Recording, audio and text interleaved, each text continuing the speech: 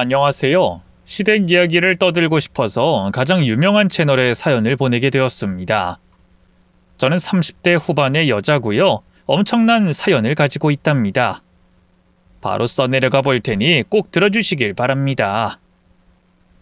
전문대학을 나와 중소기업에 입사해서 경력을 채우고 조금 더 큰 중견기업으로 이직했어요. 그때 제 나이가 30살이었죠.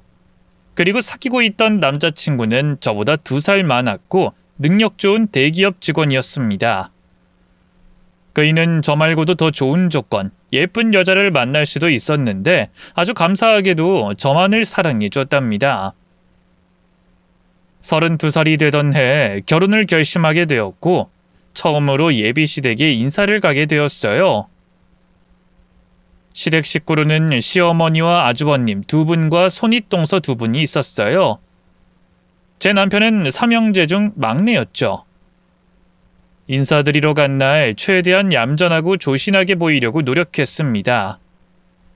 식구들이 취조하듯 질문을 해주시는데 침착하게 대답을 잘 했어요. 큰형님은 아주 편하게 말을 놓으며 날카롭게 질문했습니다. 자기, 이제 반말해도 되지? 네, 그럼요, 형님. 그래, 편하게 물어볼게. 자네 대학은 어디 나왔어? 2년제 전문대를 나왔어요. 전문대? 전문직을 해도 허락을 할까 말까인데 고작 전문대를 나왔다고? 어머님, 이거 수준 차이가 너무 많이 나는 거 아니에요? 여기서 명문대 안 나온 사람이 있던가요? 시어머니는 고개를 끄덕이며 동조했습니다. 그러게 말이다. 우리 집안은 지성인들만 모였는데 이러면 곤란하지. 이봐 아가씨, 부모님은 뭘 하시나? 아빠는 열쇠 구두점을 운영하시고 엄마는 주부세요. 열쇠 구두점? 그게 뭐지? 그 도어락 같은 거 설치해 주시는 일을 하세요. 버스 정류장 같은 데 보면 열쇠 구두라고 쓰여있는 작은 컨테이너 사무실 같은 거 보셨죠? 저희 아빠가 하시는 일이 도어락이나 열쇠 설치 수리하는 거랑 구두 고치는 일을 하세요. 제가 태어나기 전에 이 일을 하셨대요. 나 참 기가 막히네. 수준 차이가 심하게 나는 집안이잖아. 제 부모님 이야기를 했더니 인상을 심하게 구기며 말씀하시더군요. 여러 단점을 지적하는 말을 계속해서 이어졌고 꾹 참으며 듣고만 있었어요. 그러다 예비 남편이 너무하다 싶었는지 시모의 말을 끊었습니다. 엄마 그만 좀 하세요. 나보다 더 잘나고 좋은 여자예요. 배경 같은 걸로 저울질하며 사람 평가하는 거 부끄럽지 않으세요? 뭐야 이놈아? 이게 어디 애미를 가르치려고 들어? 형수가 쓸데없이 시비를 걸면 엄마가 말리고 중재를 해야지. 한술 더 떠서 제 아내를 난감하게 만들어요? 뭐야? 아내? 야, 아직 결혼 허락도 안 해줬는데 누구 마음대로 아내야? 됐어요. 전 무조건 이 여자랑 결혼할 겁니다. 형들이 명문대 출신의 부잣집 딸들이랑 결혼했으면 됐잖아요. 나까지 조건 봐가면서 결혼할 필요 있어요?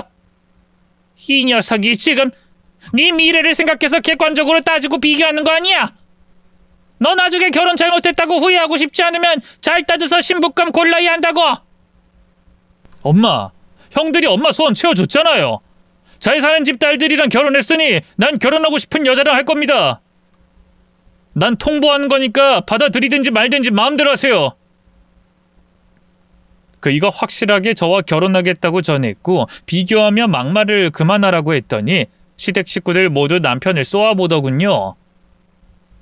평소엔 한 번도 반항한 적이 없다는데 저 때문에 변했다고 또다시 잔소리가 쏟아졌습니다. 그러자 예비 남편은 절 데리고 나갔고 결혼은 무조건 할 것이니 식구들이 하는 말은 그냥 한 귀로 흘리라고 했답니다. 사실 시댁에 가서 무시를 받아 기분이 안 좋기도 하고 다시 생각을 해볼까 했는데 그이가 확실하게 밀어붙이니 마음의 변화는 전혀 없었습니다. 결국 시댁 식구들은 집안 막내인 제 남편이 누구랑 결혼하든지 신경 쓰지 않겠다네요. 그냥 저를 집안 식구로 인정해주지 않겠다는 의미가 있었죠. 남편은 저더러 시댁 식구들이 요란한 빈수레라는 말을 하며 자기만 믿고 결혼하자고 했답니다. 그렇게 남편과 결혼식을 올리고 그 이의 능력만으로 신혼집을 마련했어요. 다른 잘난 신부감이었으면 시어머니가 의리의리한 집을 해줬을 거라며 손익 형님들이 법석을 떨었죠. 이런 식구들과 가까워지는 건 어려울 것 같았고 굳이 친해져야 하나 생각했지만 남편과 평생 살 거면 저도 나름의 노력을 해야 한다고 생각했습니다. 시어머니의 입장에서 깊이 생각해봤더니 제가 마음이 들지 않을 수도 있을 것 같다는 판단이 들어 식구들의 마음을 얻어보기로 결심하고 노력해보기로 했답니다. 시댁 식구들은 매달 첫째 주 주말에 시댁에 모여 식사를 하는 모임을 가졌어요. 남편은 제가 불편할까봐 가지 말자고 했는데 조금 참고 친해지면 좋아질 거라 말하며 제가 앞장서서 시댁에 갔답니다.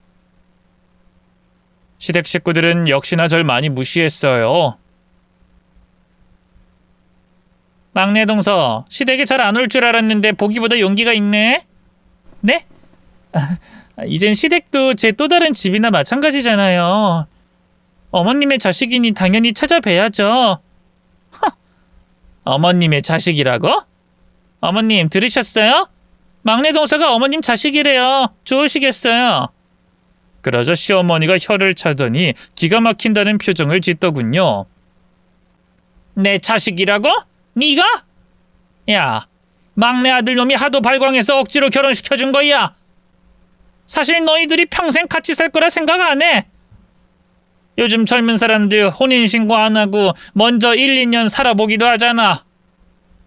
니들이 2년 살고 나면 헤어질 확률이 크다. 내 아들은 잘났으니 다시 장가가는데 큰 어려움 없을 거야.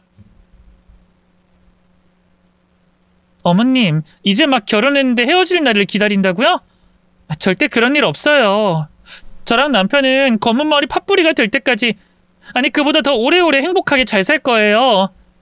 말이야 쉽지. 한번 살아봐라. 아마 내 아들이 널 금세 싫어할 테니까. 내가 관상을 좀 볼 줄 아는데 막내 며느리 넌 배우자 뒤통수를 치고도 남을 여자야. 시어머니가 왜 그런 말을 하는지 이해가 되지 않았지만 그냥 마음을 내려놓고 들었어요. 그리고 다짐했죠. 남편과 아주 잘 살아서 시댁 식구들의 코를 납작하게 만들어야겠다고 말이죠. 하루는 형님들이 절 빼고 대화 중이었는데 들어주기 힘든 말들이었어요.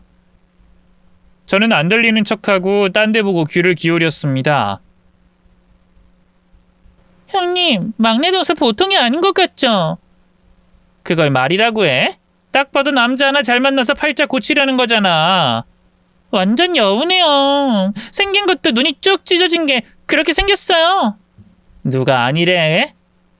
그런데 서방님 등골만 빨아먹어야지. 괜히 시어머니 등골까지 빨아먹으려고 하면 절대로 가만두면 안 돼. 동서랑 내가 막내 동서 기강을 제대로 잡아야 해. 알겠지? 당연하죠. 우리 어머님의 재산에 눈독 들이면 아주 그냥 조져버려야죠. 우리가 두 눈 부릅뜨고 있는데 그걸 탐내면 사람이 아니죠. 근데 형님, 시어머니한테 있는 재산이 그렇게 많아요? 나도 잘은 모르는데 내 남편이 말하기에 어마무시하게 많다고 하더라. 어머님의 부모님이 시골에서 가장 큰 부자였다잖아. 게다가 돌아가신 시아버지 유산까지 다 쥐고 있으니 얼마나 많겠어? 내 예상으로는 100억 넘게 있을 것 같아. 어머머, 그럼 어머님이 유산 분배를 어떻게 해주실까요? 삼형제니까 3등분을 해주시려나요? 동서, 욕심이 과한 거 아니야? 큰아들인 내 남편이 절반 이상 가지고 둘째 동서가 나머지를 다 받아야지. 막내 서방님은 어머님한테 미운 털 박힌 데다 막내 동서가 여우라서 한 푼도 안 주실 거야. 그럼 형님네랑 저희 부부가 나눠 갖는 거예요? 너무 좋다. 형님, 그럼 6대4 어때요? 7대3으로 하지. 대신 내가 동서 많이 챙겨줄게. 좋아요. 어차피 수십억 받는 건데 6대3은 어떻고 7대3이면 어때요? 빨리 받기로 하면 좋겠네요. 정말이지 제 귀가 썩는 기분이었습니다. 나누는 대화가 시부모의 재산, 자기들 친정집에서 받을 재산, 명품 자랑 등등 허세가 가득한 이야기뿐이었습니다. 두 형님과 친해질까 마음을 먹다가도 대화 수준을 보면 도저히 가까이 하고 싶지 않았답니다. 매달 시댁에 가봤지만 시모를 비롯한 모든 식구들이 저를 깎아내리는 건 물론이고 제 남편까지 무시하더라고요. 제가 많이 배우지 못하고 친정이 부자가 아니라는 이유가 가장 컸죠. 저는 시댁 식구들에게 점점 정이 떨어져서 2년 뒤에는 시댁에 거의 가지 않았습니다. 제가 노력한다고 인정해줄 사람들도 아니었고 가봤자 무시만 당하고 오니 더는 노력하지 않기로 했답니다. 남편은 진작부터 시댁과 거리를 두고 지냈어야 한다며 괜히 상처만 받은 저를 안쓰럽게 바라봤죠. 아무튼 시댁을 좀 멀리하고 지내는데 어느 날 큰형님한테 연락이 왔어요. 비상 상황이라며 모든 식구들을 병원으로 집합시켰답니다. 시어머니가 폐기종 수술을 받게 되어 병실에 다 모이게 된 거죠. 어머님, 제가 큰 며느리로서 말씀드리는데 이 폐기종은 노인들에게 정말 심각한 병이래요. 수술을 해도 이게 또 재발하면 숨쉬는 게 힘들대요. 큰애야, 그래서 하고 싶은 말이 뭐냐? 내가 수술받고 낫길 바라는 게 아니라 더 아플 거라고 경고하는 거니? 아니, 제 말은요. 이제부터는 어머님이 계속 아플 거라는 걸 말씀드리는 거예요. 그리고 노인들이 아프면 언제 돌아가실지 모르잖아요. 핵심은 그거라고요. 너 아주 악담을 하는구나. 왜? 내가 빨리 저승 갔으면 좋겠냐? 아이, 그렇다는 게 아니고 미리미리 대비책을 세우자는 말이에요. 어머님 수술 받고 나시면 공기 좋은 데로 떠나서 요양하면서 지내시는 게 좋을 거라는 게 제 생각입니다. 그리고 떠나시기 전에 유산 나눠주시면 좋겠고요. 유산? 돈을 달라는 거냐? 이젠 아픈 시모니까 돈 내놓고 시골로 꺼지란 소리냐? 아니, 어머님, 왜 말을 그렇게 해석하세요? 저희는 아주 현실적인 말을 하는 거예요. 이거 저만의 생각이 아니라 어머님 아들들도 같은 마음이라고요. 여보, 둘째 사방님, 동서, 다들 말 좀 해봐. 어머님이 폐기종 수술하고 나면 시골로 보내드리고 유산 받는 게 좋겠다고 했잖아. 그러자 아주버님들이 고개를 끄덕이며 시모한테 그만 유산을 내놓고 편하게 요양생활을 하라고 하더군요. 저와 남편은 맨 뒤 벽에 붙어서 고개를 절레절레 흔들고 가만히 있었습니다. 이윽고 시어머니는 유산에 대해 입을 열었습니다. 니들이 뭘 잘못 알고 있는 모양인데 나 돈 없다. 지금 가진 주택집 그거 하나 있어. 에이, 어머님도 참. 어머님이 부자인 건 하늘이 알고 땅이 알아요. 어머님 친정이 엄청난 부자였다고 들었어요. 그리고 돌아가신 시아버지가 남겨주신 재산도 아주 많다고 알고 있고요. 그랬었지. 내 남편이 세상 떠나고 나서 돈을 많이 남기긴 했지. 근데 그 돈으로 첫째, 둘째 아들 유학 보내주고 장가 보내주면서 다 썼다. 삼형제 키우는데 돈이 보통 많이 드는 줄 아니? 집 담보로 대출을 받은 적도 있다고. 자식들 공부시켜주려고 말이야. 시어머니의 말씀에 형님들은 그럴 리 없다며 솔직하게 다시 말하라고 했어요. 하지만 똑같은 말을 반복하며 진짜로 남은 재산이 없다고 대답하셨답니다. 나도 니들한테 뭐라도 주고 싶지. 그런데 줄게 대출금 끼어있는 집밖에 없다. 허, 어머님, 정말이에요? 장난치는 거 아니에요? 내가 지금 장난이 하고 싶겠니? 폐기종 수술 때문에 떨려 죽겠는데 무슨 장난을 해? 얘들아, 돈 이야기는 그만하고 재밌는 이야기 좀 해다오. 아이, 수술하는 거 잠시라도 잊고 싶다. 시모의 말에 크게 실망한 시숙 부부들은 고개를 떨구며 땅이 꺼져라 크게 한숨을 쉬더군요. 큰형님이 더는 할 말이 없었는지 큰아주버님께 나가자고 하더군요. 우리가 지금 뭐 하고 있는 거지? 여보, 우리 오늘 중요한 약속 있잖아. 약속이 있었나? 이 남자가 또 까먹은 모양이네. 오늘 우리 아들 학교에서 행사가 있잖아. 맞다, 그랬었지. 어서 가자. 엄마, 우리 먼저 갈게요. 수술 잘 받아요. 큰형님 부부가 나가자 둘째 형님도 약속 핑계를 대더군요. 야, 우리도 딸내미 피아노 콩쿨 대회 연습 보러 가야지. 여보, 우리도 나가자. 아, 맞다. 콩쿨이 이번 주말이었지? 어서 가서 우리 딸 응원해주자. 네 사람이 나가자 저와 남편만 남았어요. 시어머니는 실망한 기색으로 묻더군요. 니들은 약속 없냐? 어머님, 저희는 곁에 있을게요. 이따 수술이라는데 어머님을 혼자 두고 갈 순 없죠. 치, 다들 뭐 하는 건지 모르겠네. 내가 잘해주던 두 며느리는 유산 없다니까 바로 등 돌리고 튀어버리고 막내 니들은 날 지켜주겠다고? 이게 무슨 흐름인지 모르겠다. 어머님, 수술 전인데 마음이 무거우면 안 될 것 같아요. 제가 책이라도 읽어드릴까요? 어머님 소설책 좋아하시죠? 네가 그런 것도 알고 있었냐? 어머님 댁 서재 보니까 세계 문학집이 가득 차 있는 걸 보고 알았어요. 사실 저도 책을 많이 좋아해요. 그래? 전문대 나와서 머리가 나빠 책 같은 건 멀리 할 줄 알았더니 그건 아니었나 보네. 어머님, 저 그렇게 머리가 나쁘진 않아요. 꽤 쓸만한 머리라서 중견기업에 이직까지 해서 잘 다니고 있다고요. 아이, 그래봐야 내 아들 다니는 회사에 비하면 작은 곳이잖니. 아이, 뭐 어쨌든 책을 읽어주고 싶으면 읽어봐라. 저기 내 가방에서 고전문학 한 권 꺼내서 읽어봐. 네, 어머님. 예쁘게 또박또박 읽어드릴게요. 저는 시어머니의 수술 시간 전까지 책을 큰 소리로 읽어드렸습니다. 제가 잘 읽어서인지는 모르겠지만 어머님은 제 입을 계속 쳐다보고 있었답니다. 이윽고 의사와 간호사들이 들어오자 시어머니는 긴장하기 시작했어요. 저는 해드릴 수 있는 게 뭐가 있을까 생각하다가 시모의 손을 잡아드렸습니다. 그때 어머님의 눈빛을 봤는데 마치 어린 소녀가 고맙다고 빤히 보는 것처럼 느껴졌답니다. 수술이 시작되자 저와 남편은 수술실 앞에서 가만히 앉아 기다렸답니다. 몇 시간의 수술은 금세 지나갔고 시어머니는 이틀 동안 잠만 주무시다가 깨어나셨어요. 어머님, 정신이 좀 드세요?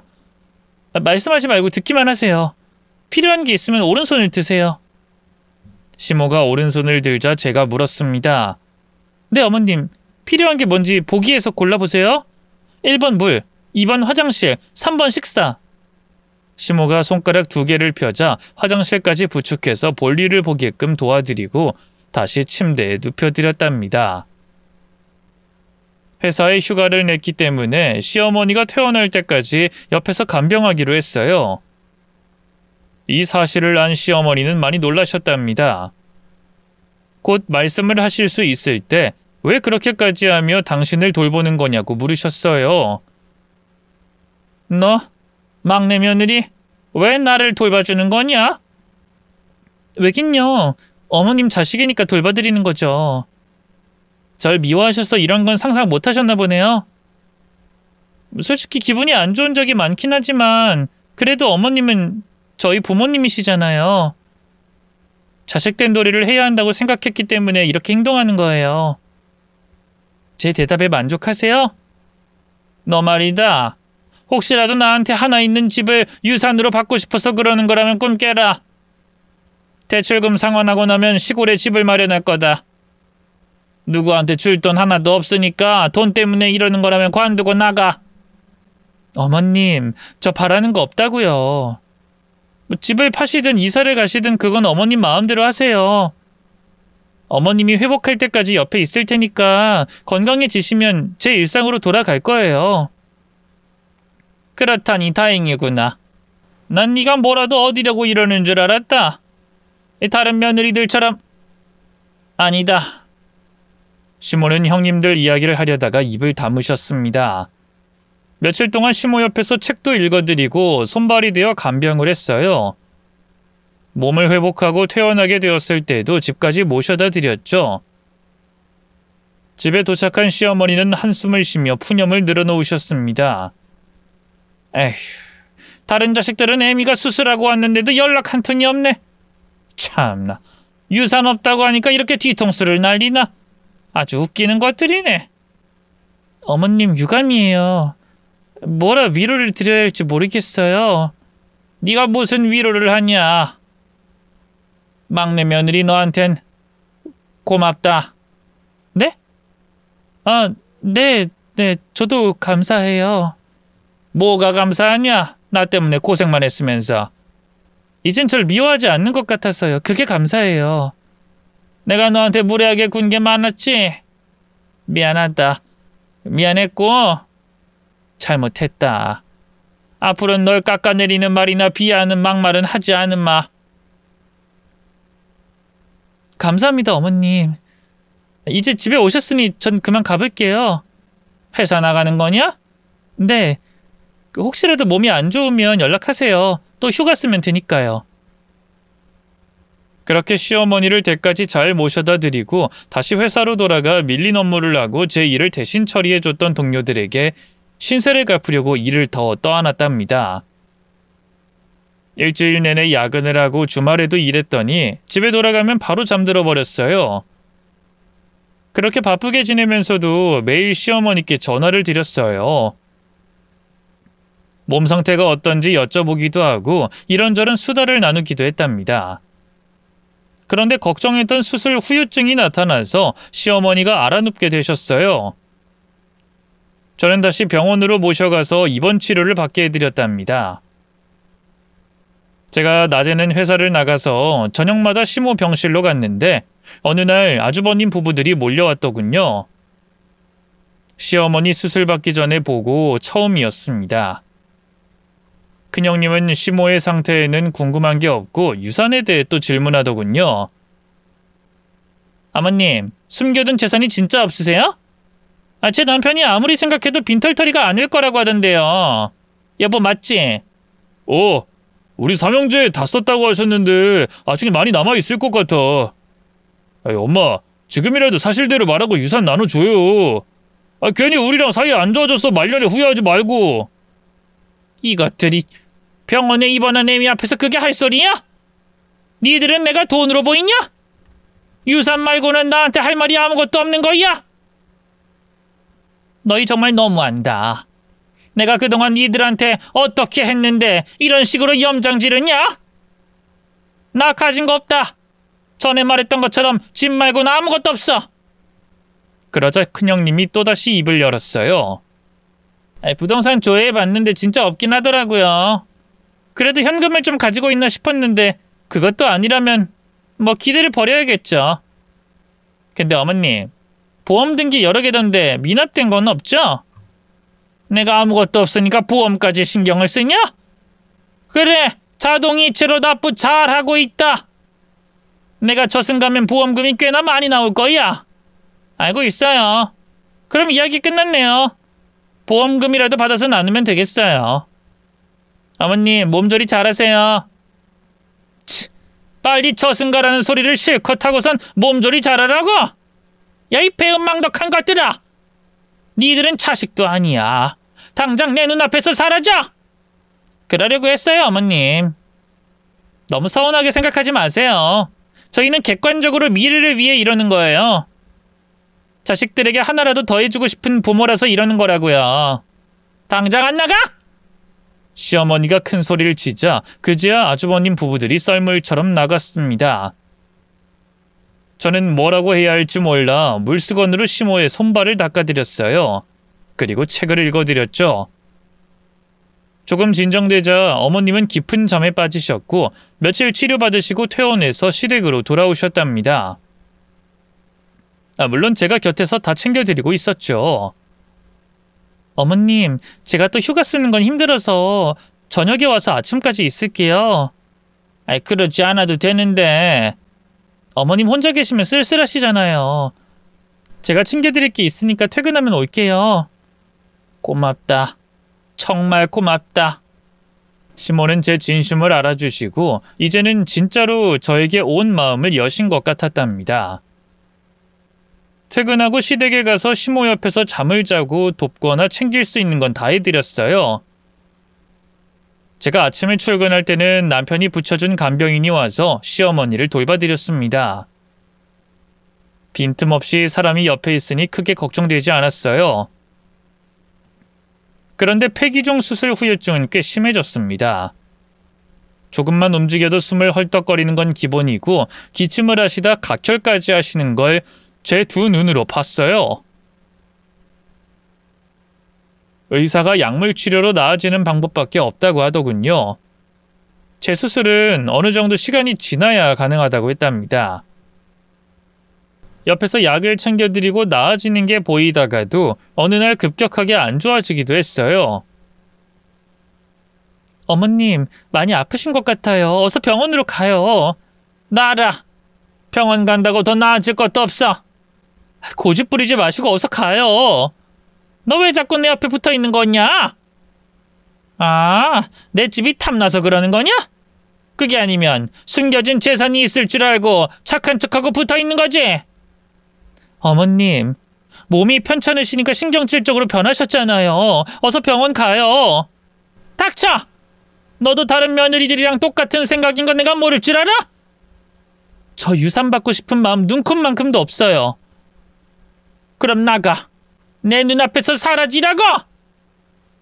시어머니가 몸이 심하게 아픈 날이면 이렇게 저를 의심하며 화를 심하게 내셨습니다. 저는 아픈 어머님이 마음의 병까지 골마 터진 걸 알고 기분 나쁘게 받아들이지 않았습니다. 진심이 아닌 걸 알기에 나쁜 말들은 가슴에 담아두지 않았답니다. 제 노력에 화를 내는 날은 점점 줄어들었어요. 정말 다행이었죠. 간병 때문에 회사 일을 제대로 못하고 동료에게 넘기는 일이 잦다 보니 간부에게 불려가 경고를 받았어요. 그래서 당분간 시모의 간병은 간병인에게 온전히 다 맡기기로 했답니다. 그런데 예상치 못한 일이 생겼어요.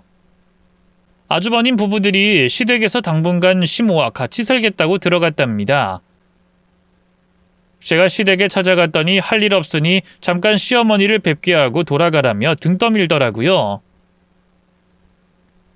큰형님, 작은형님은 자기들이 알아서 시모를 모시겠다며 저에겐 시댁 오는 걸 자제하라고 했죠. 형님들이 아무리 돈돈거리며 시모를 분노하게 했어도 며느리로서 해야 할 도리는 다 할 거라 믿었습니다. 그렇게 한 달의 시간이 지났습니다. 회사 출근해서 바쁘게 일하던 중 큰형님한테 전화가 걸려왔어요. 시어머니에 관한 일이 아니면 연락이 올 리가 없으니 서둘러 전화를 받았습니다. 동서, 빨리 시댁으로 와. 어머님이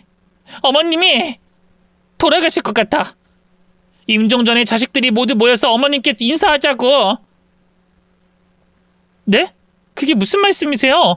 시어머님 몸이 안 좋으면 병원에 모셔가야죠. 너무 늦었어. 어머님이 눈물을 흘리면서 떠나실 것 같대. 어머님이 막내 동서 보고 싶다고 하셔. 자, 들어봐. 막내야. 어머님, 많이 안 좋으세요? 제가 119에 신고할게요. 병원 가서 치료 받으시면 돼요. 아니다. 오늘은 내가 떠나는 날 같구나. 저승사자도 보이고 몸도 아주 가벼워졌어. 눈이 스르르 감기고 있어. 어서 와서 작별 인사하자. 어머님, 당장 갈 테니까 조금만 버티세요. 저는 시댁으로 불이 나게 달려갔습니다. 읽고 집 안으로 들어갔더니 아주버님들과 형님들이 거실 바닥에 많은 서류들을 펼쳐놨어요. 자, 보자. 보험 증서가 이게 단가? 여보, 총 8개야?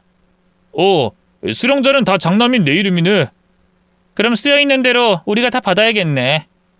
둘째 서방님, 동서, 서운하게 생각하지 마. 형님, 혼자 독식하겠다고요? 치사하게 이러는 법이 어딨어요? 분명히 나눠 갖자고 하셨잖아요. 우리도 그러려고 했는데 이 보험금 다 해봐야 5억밖에 안 나오겠어. 대신 다른 게 있는지 더 찾아보자. 혹시 땅 문서 같은 게 나올지도 모르잖아. 어서 집안 샅샅이 뒤져. 짜증나. 알았어요. 저는 눈앞에 보인 식구들이 정말 역겨웠습니다. 다들 뭐 하시는 거예요? 형님들, 아주버님들. 어머니 위독하시다면서요. 막내 동서 왔어?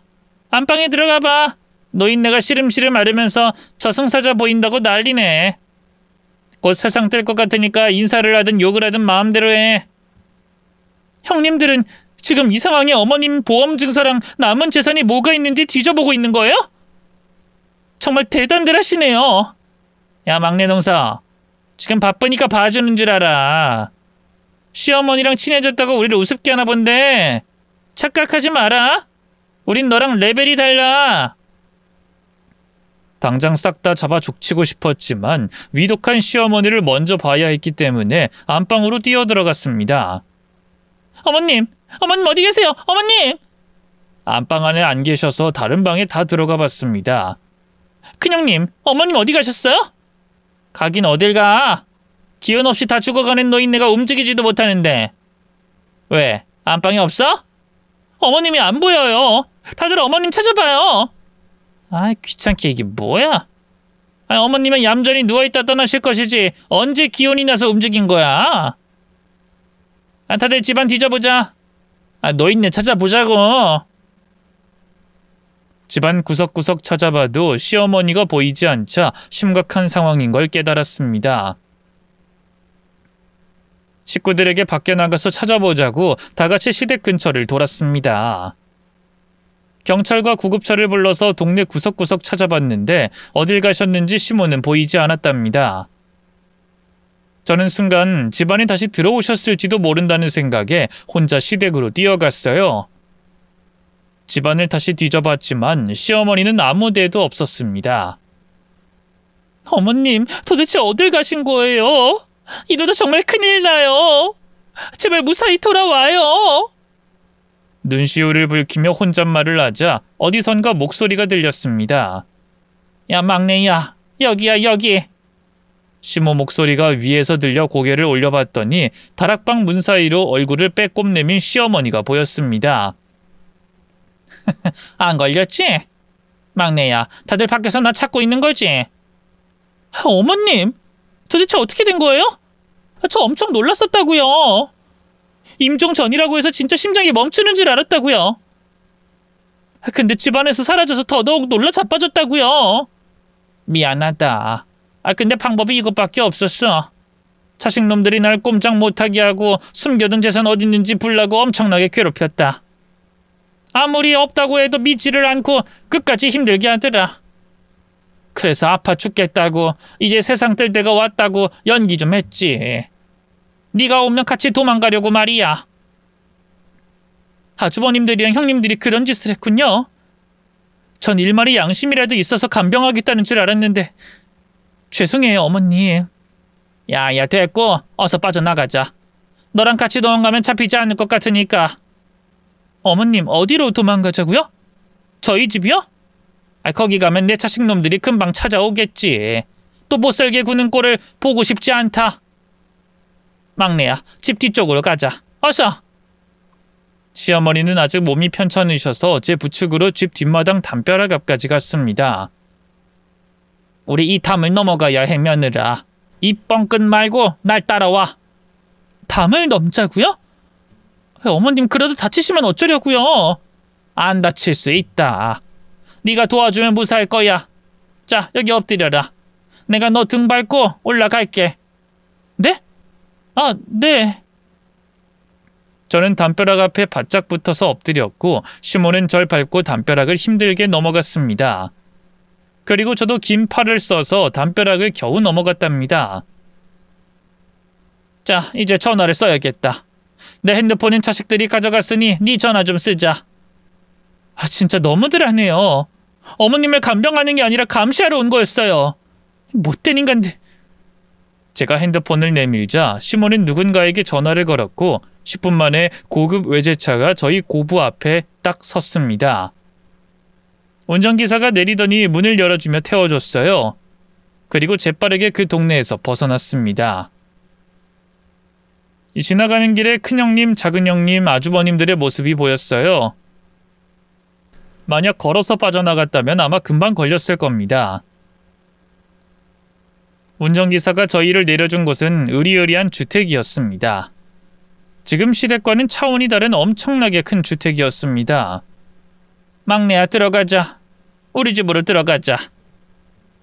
어머님, 여기가 어머님 집이에요? 들어가서 이야기하자. 어서. 시모를 따라 대문을 열고 들어갔더니 잔디와 형형색색의 꽃들이 있는 정원이 보였고 웅장한 집이 보였어요. 실내로 들어가 보니 더더욱 의리했답니다. 어머님, 여기 엄청 좋은데요? 근데 이런 집이 있으셨는데 왜 그동안 비밀로 하셨어요? 나 사실 돈 많다. 집도 여기 말고 다른 지역에도 2채는 있지. 시골에 땅이랑 선산도 있고. 내가 부잣집 외동딸이라 받은 재산이 좀 많거든. 정말요? 그런데 왜 거짓말을... 그거야 자식놈들이 애미가 아픈데 걱정은 안 하고 유산 타령해서 아무것도 없는 척 해본 거다. 그런데 이것들이 진짜 나를 돈으로만 봤더라. 그 이상의 존재로 보지 않았다고. 못돼 먹은 것들한테 한 푼도 주기 싫어서 계속 없는 척했다. 그러셨어요?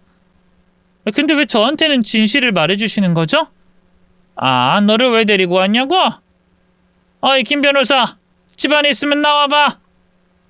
시몬은 제 물음에 변호사를 불렀고 집안 어디선가 양복 입은 남자가 서류 봉투를 가지고 나왔습니다. 시몬은 절 보고 웃으시며 말씀하셨습니다. 자, 나의 막내 며느리, 이제부터 너에게 내 유산을 상속하겠다. 김 변호사, 그동안 자네 이름으로 해둔 재산들 모두 내 며느리 명의로 바꿔라. 네, 선생님. 서류는 다 준비됐습니다. 바로 시작하겠습니다. 모든 대화는 녹음하겠습니다. 시몬은 전 재산을 저에게 다 넘겨주시겠다며 많은 서류들을 작성했습니다. 이제 다 됐다. 이제 질려버리는 이 재산은 다 네 것이다. 대신 약속 하나 해라. 내 자식들과 나눠 가지지 않겠다고 말이야. 어머님, 이게 다 무슨 일인지 모르겠어요. 너무 복잡해요. 복잡한 거 없다. 네가 내 재산 물려받았으니 훗날 네 자식에게 물려주면 돼. 어때? 간단하지? 어머님, 저한테 왜 모든 재산을 주시는 거예요? 아, 입 아프게 그걸 말해야겠냐? 아, 내 진짜 며느리자 자식은 너다. 아, 물론 막내 아들도 그렇긴 하지만 네가 그동안 나에게 보여준 모습들은 진심이었어. 진짜 나를 부모로 여겨줬잖니. 그래서 난 진짜 자식인 너에게 유산을 주는 거다. 시어머니의 말씀에 저는 눈시울이 붉어졌습니다. 그리고 유산 상속을 거부하지 않고 모두 받기로 했답니다. 김 변호사, 내 원래 집은 자네가 알아서 정리 좀 해줘. 거기 내 자식들이 죽치고 있을 테니까 알아서 대처 잘해봐. 알겠지? 네, 제가 알아서 처리하겠습니다. 그럼 좋은 시간 보내세요, 선생님. 변호사가 퇴장하고 시모와 둘이 남게 되었어요. 시어머니는 시골집에 내려갈 계획이라고 말씀하셨습니다. 시골 가서 좋은 공기 마시고 살아야겠어. 폐가 좋지 않으니 말이야. 어머님, 여기서도 충분히 좋은 공기 마실 수 있어요. 그리고 시골에 간다고 병이 낫는다는 건 모두 옛말이에요. 응급실이 있는 병원이 가까운 데서 지내는 게 좋을 것 같아요. 저랑 여기서 같이 살아요. 뭐? 나랑 같이 살자고? 어머님, 그럼 이 큰 집에서 저랑 남편 둘이 살라고요? 같이 살아요. 어차피 어머님 집이었잖아요. 우리 며느리가 그러자고 하면 당연히 그래야지. 네가 혹시라도 나더러 혼자 시골 가라고 했으면 확 삐져버리려고 했다. 근데 내 마음을 잘도 알고 있구나. 역시 센스 넘치는 막내 며느리 최고. 어머님도 참. 네, 저랑 어머님이랑 이 집에서 오래오래 같이 살아요. 시모의 임종 사건은 이렇게 탈출과 새로운 시작의 길로 매듭지어졌습니다. 시모를 찾고 있던 남편은 제 연락을 받고 의리의리한 집으로 들어왔어요. 그리고 저희 부부는 회사도 안 가고 며칠 조용히 집안에서 지냈습니다. 이전 시댁이 정리되면서 저희를 쫓고 있던 아주버님 부부들이 위치를 알고 찾아왔답니다. 대문 초인종이 울리자 시어머니가 때가 왔다며 마지막 전쟁을 치르자고 하면서 저희 부부를 데리고 마당으로 나갔습니다. 큰형님이 목에 핏대를 세우며 소리를 지르더군요. 어머님, 이렇게 사람 뒤통수 날려도 되는 겁니까? 변호사 명의로 재산이 엄청 많았다면서요? 아니, 이제 나한테 재산은 하나도 남지 않았다. 우리 막내 며느리한테 다 넘겨줬거든. 들었어요. 해도 너무하시는 거 아니에요? 자식들이 이렇게 많은데 왜 막내 동서한테 몰빵해서 주냐고요? 당장 유산 3등분 해줘요. 아니, 동서한테 말해야겠네. 막내 동서, 어머님한테 받은 거 3등분해! 시어머니가 저에게 남긴 말이 있어서 저는 그 약속을 지키려고 고개를 가로저었습니다. 형님들, 아주버님들, 제 명의의 재산은 쓰지 않고 남겨뒀다가 훗날 제 자식에게 물려줄 거예요. 그리고 저희 부부와 어머님은 이 으리으리한 집에서 같이 살 겁니다. 어머님은 여러분들이 여기에 오시는 걸 원치 않으신대요. 그러니까 다들 돌아가시고 다신 찾아오지 마세요. 제 할 말은 여기까지입니다. 하! 막내 동서 많이 컸네? 시어머니를 어떻게 구워 삶은진 모르겠지만 전문대 나온 꼴통 동서한테 이대로 다 빼앗길 순 없어. 우리가 고소해서 다 받아내기 전에 그냥 오늘 다 해결해 보자고. 형님, 어떤 고소를 하시게요? 변호사를 통해 상속받은 내 재산인데요. 그리고 유산 분배 소송을 하시려면 어머님이 안 계셔야 하는 거 아닌가요? 근데 건강하게 살아계시니 무슨 고소를 하실 수 있겠어요? 이런 식으로 나온다 이거지? 동서 일로 와봐. 오늘 자네한테 제대로 교육 좀 해줘야겠어. 아주버님 두 사람은 주먹을 쥐고 우두둑 소리를 내며 다가왔고 형님들도 손을 풀며 걸어오더군요. 그러자 시어머니가 정원에 있던 장대 빗자루를 들더니 아주버님 두 사람에게 마구잡이로 휘둘렀습니다. 차마 덤비지 못하던 두 형제는 먼지나게 처맞고 뒤로 물러섰습니다. 형님들 역시 시어머니한테 개처럼 두들겨 맞았어요. 이 못돼 먹은 것들아! 내가 하루빨리 저승 가서 유산 남겨주길 바라는 니들이 자식 새끼들이냐? 애미가 수술하기 전에 유산 없다고 하니 뒤도 안 돌아보고 나갔었지. 게다가 날 감시하고 재산을 어떻게든 찾아내려고 한 몹쓸 짓도 했고. 니들은 오늘부로 내 자식 아니다. 썩 꺼져! 안 그랬다간 빗자루가 아니라 장독대 뚜껑으로 싹 다 날려버리겠어! 그러자 큰아주버님이 입을 떼더군요. 엄마, 우리가 미안해요. 잘못했으니까 흥분 가라앉혀요. 그리고 유산을 한 사람에게 몰아주는 엄마가 세상에 어딨어요. 엄마, 우리 아들들이 언제까지 회사를 다녀야겠어요? 사업 좀 하게 유산 좀 나눠줘요. 재수씨는 엄마 말 들을 테니까 다 같이 화해하고 좋게 나누자고요. 이 멍청한 놈이 분위기 파악 못하고 어리석은 소리를 하네? 야, 난 니들한테 미운 정도 안 남았어. 나 죽길 학수고대하는 자식들은 필요 없으니까 썩 꺼지라고! 시모가 다시 빗자루를 들고 사정없이 두드려 패자 아주버님 부부들이 하는 수 없이 쫓겨났습니다. 그제야 안도의 한숨을 내셨죠. 어머님 고생 많으셨어요. 이제 다 끝난 거겠죠? 모르지. 근데 몽둥이질을 하니까 내 병이 다 나은 것 같구나. 숨도 잘 쉬어지고 아픈데도 하나 없다. 정말요? 어머님 정말 다행이에요. 이제부터는 진짜 새롭게 잘 살아봐요. 저랑 남편이 어머님께 정말 잘할게요. 그래야지. 유산 다 줬으니 효도를 2배 이상으로 잘해야 한다. 자, 어서 들어가서 밥이나 먹자. 아주버님 부부들은 몇 차례 저희 집에 접근했지만 시어머니가 나서서 쫓아내서 더는 찾아오지 않더라고요. 2년 동안 시어머니와 함께 지내면서 여러 가지 일이 생겼는데 하나는 어머님이 정말 건강해져서 병원약을 안 드시게 되었답니다.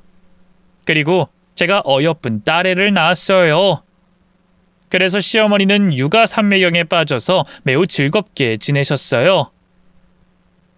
남편과 저는 직장을 그만두고 시어머니가 추천한 사업을 시작하게 되었는데 도와주는 분들이 많아서 운영을 잘하고 있었죠.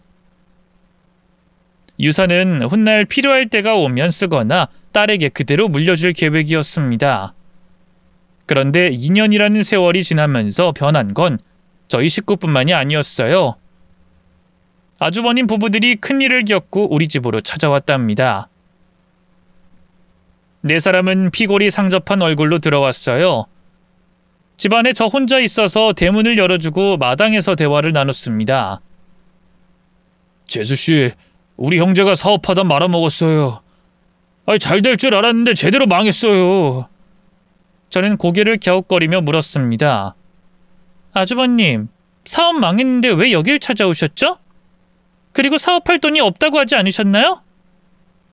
아, 형님들이 부잣집 딸이라고 했죠? 아니에요. 제 아내나 둘째 재수씨 집안은 그저 그런 집안이에요. 잘 산다는 건 다 허세였어요. 그럼 빚내서 사업을 하신 거예요?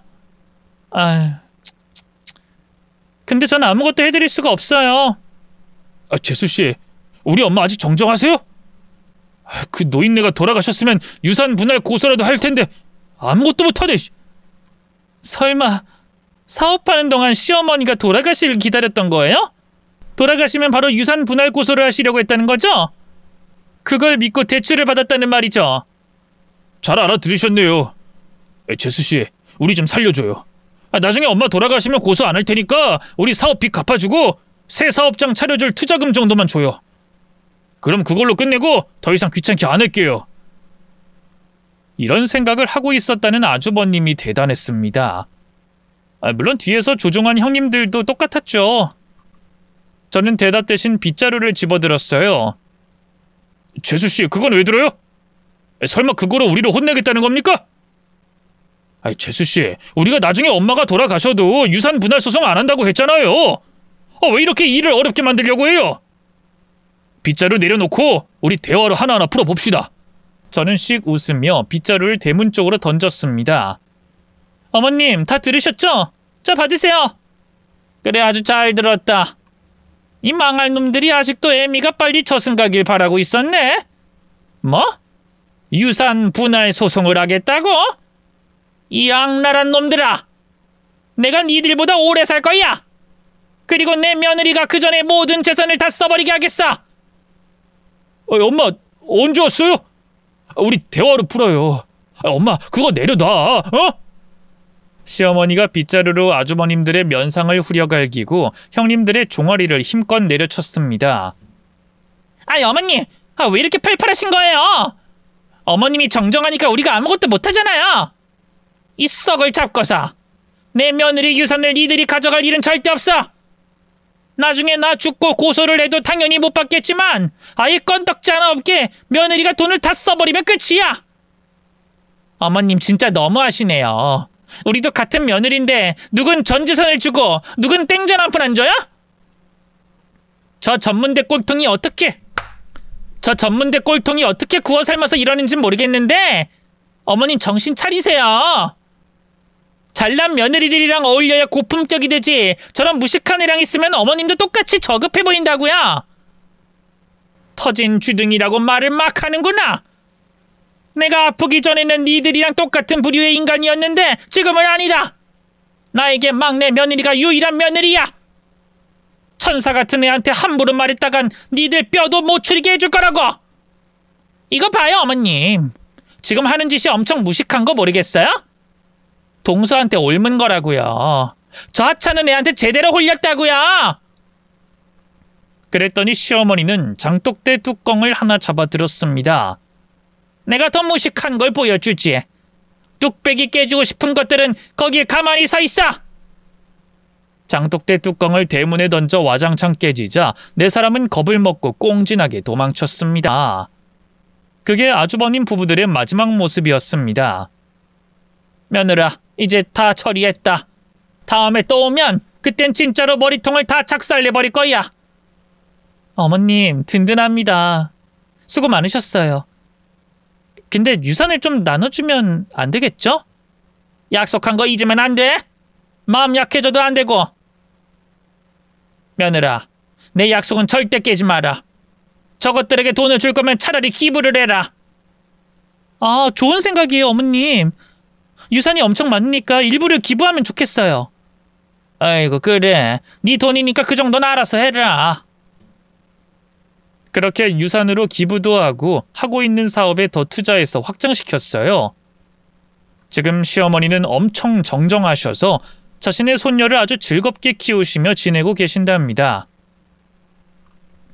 아주버님들과 형님들은 사업 실패 후 부부 사이에 크게 금이 가서 두 부부 모두 이혼했다네요. 다들 잘 살진 못하고 그렇게 끝이 났네요. 형편이 많이 어려워진 아주버님들이 계속 찾아오지만 시어머니가 계속 거절하고 쫓아내고 있어요. 요 몇 년 사이에는 한 번도 찾아오지 않았네요. 어디선가 고생하며 찌질하게 살고 있겠죠. 처음엔 시집을 잘못 간 것 같아서 낙담하고 그랬는데 지금은 시어머니가 가장 친한 친구가 돼서 매우 행복하네요. 인간의 탈을 쓴 짐승들은 여러분도 함께 욕을 해주시면 좋겠습니다. 그럼 여기서 인사드리겠습니다. 제 이야기를 들어주셔서 진심으로 감사합니다. 안녕히 계세요.